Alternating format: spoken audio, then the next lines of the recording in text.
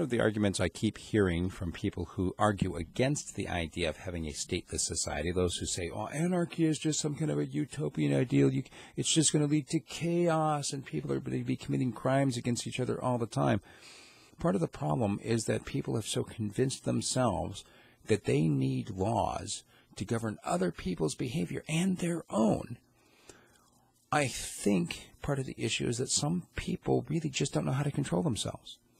And maybe it's most people. I don't know. I don't think it is, though. You look what happens when you go to the grocery store and you see a bunch of bananas. You get a chance to go over and choose which bunch you want to buy, if you want to buy any at all. You don't get into a fight with somebody over the bananas, do you? I mean, some people do occasionally, but most people don't.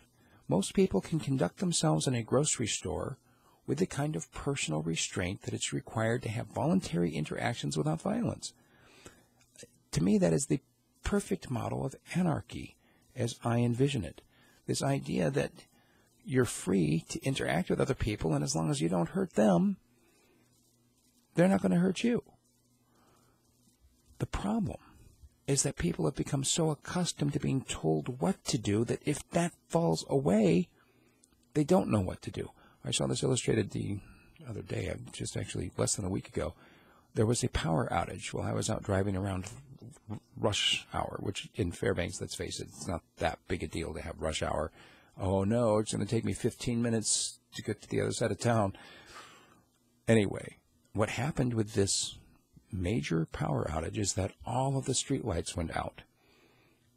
And people just didn't know what to do. You know what the rule is, right? You pull up to an intersection and you let the person to your right go. That's called yielding the right of way. You don't get up there and say, it's my turn, I'm going. I have the right of way. No, you don't have the right of way. You yield the right of way to the person to your right. What I was observing as I'm waiting in this ridiculously long line of cars for people to decide how they were going to handle the fact that the light was out, I noticed some people just being rude and going. In some cases, the car in front goes and the person behind them just goes too. You're supposed to wait for it to come back around to you, right? No. My turn. I'm going now. Other people, obviously, completely confused as to what to do, just waiting, missed their turn and keeping the people from behind them from being able to go in their order, which then encourages more people to start taking risks and doing things out of turn. My point is this.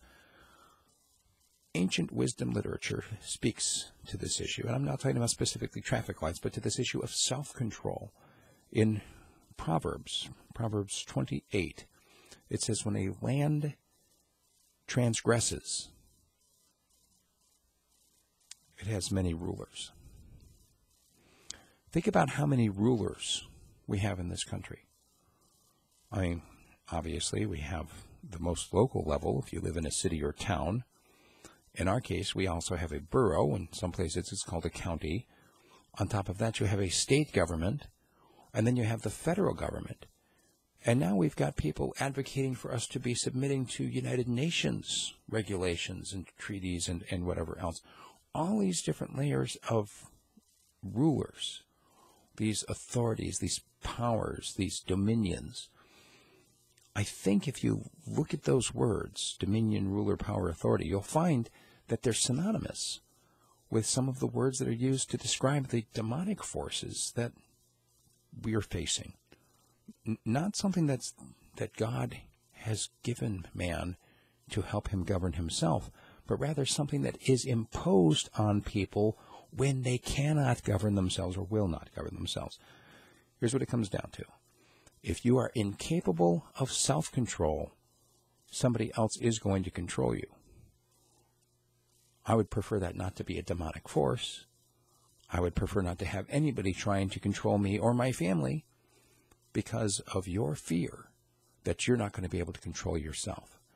If you want to engage me on this topic, send me an email, steve@radiofreespeech.com. If what you have to say is interesting enough, I'll give you a call, and we will set up a phone interview and do a podcast together.